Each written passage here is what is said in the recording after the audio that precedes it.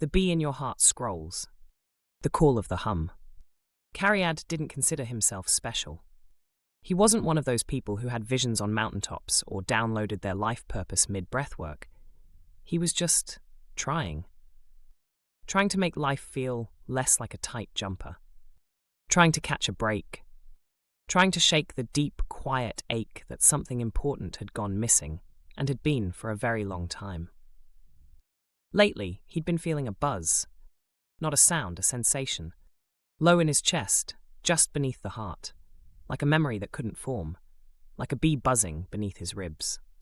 It came during the quiet moments, brushing his teeth, lying awake at 3:17 a.m., stirring cold coffee. And then, on a completely average Tuesday, the world transformed. As dusk settled, Cariad stepped outside and glanced upward. His breath caught. A glowing blue spiral unfurled across the heavens, shimmering against the twilight. It was as if the universe had decided to doodle galaxies above Wales. He wasn't alone in his awe.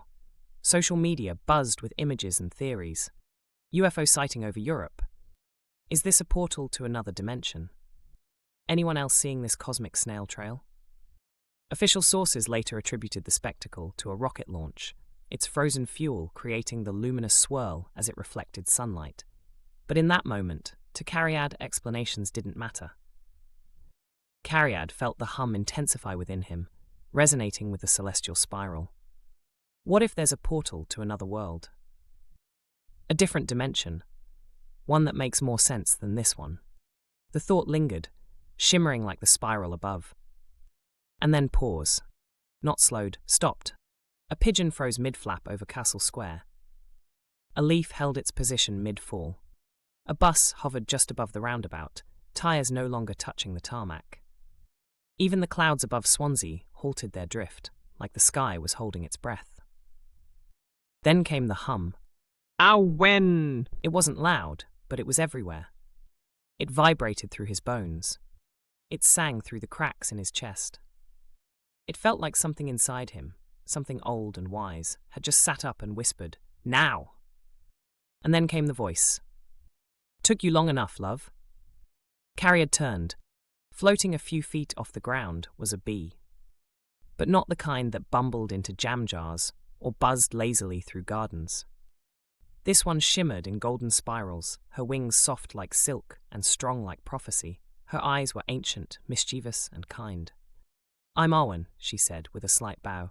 "And you, Cariad Bach, have finally heard the call." Cariad blinked. "I what?" Awen hovered closer, inspecting him with a look that was part queen, part sassy auntie, and part old wise woman. "You're late for your own awakening. You've been humming the question for a while now. The one all this has been waiting for."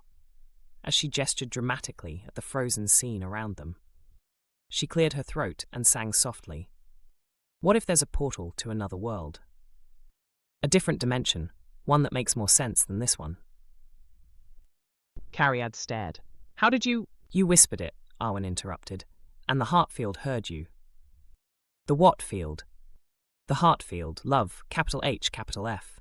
The real web of connection. The hum beneath everything. You felt it, didn't you?" He hesitated. "Maybe. I thought it was indigestion." She grinned. "Common mistake. Nope. That was the beginning of remembering."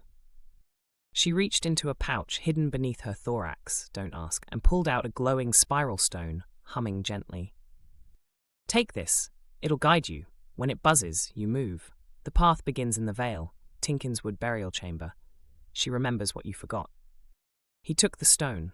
Alive. "I'm dreaming," he mumbled. Awen arched an eyebrow. "Oh, sweetheart, if this were a dream, we'd be floating in a hot spring, sipping kombucha out of chalices carved from moonstone. This is Wales. It's real, and it's just beginning."